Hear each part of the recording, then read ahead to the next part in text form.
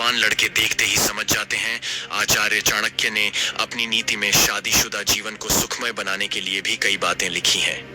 कई बार ऐसा होता है कि औरतें अपने पति से संतुष्ट नहीं होती और पति को इस बारे में पता नहीं चल पाता।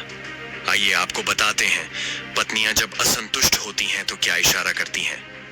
चाणक्य नीति में महिलाओं के ऐसे इशारों के बारे में बताया गया है जो वे असंतुष्ट होने पर करती हैं।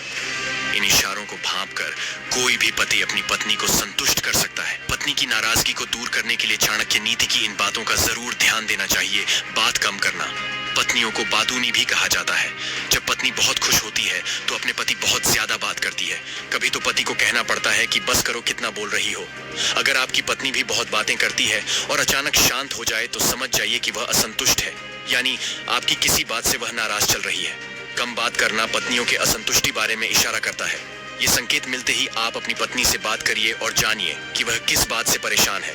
ऐसा करने से वह बात आपसे शेयर करेगी और फिर पहले की तरह हो जाएगी।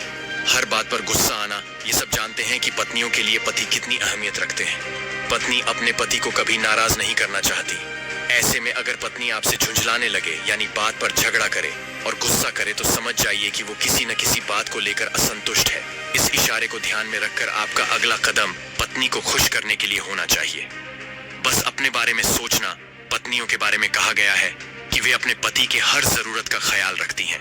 अगर आपकी पत्नी अचानक आपसे दूरी बना ले या आपको लगे कि वो सिर्फ अपने बारे में सोच रही है और आपका ख्याल नहीं रख रही है, तो आपको समझ लेना चाहिए कि वह किस न किसी बात से असंतुष्ट है। हो सकता है कि वह आपकी किसी बात से नाराज हो। इसे ध्यान में रखते हुए आपको पत्नी से तसल्ली से बात करनी चाहिए। उसकी समस्या को समझकर उसकी परेशानी को दूर करना चाहिए। ऐसा करने आपकी पत्नी को संतुष्टि मिलेगी और वह फिर पहले की तरह आपसे प्यार करने लगेगी। वीडियो अच्छी लगे तो हमें सब्सक्राइब करें।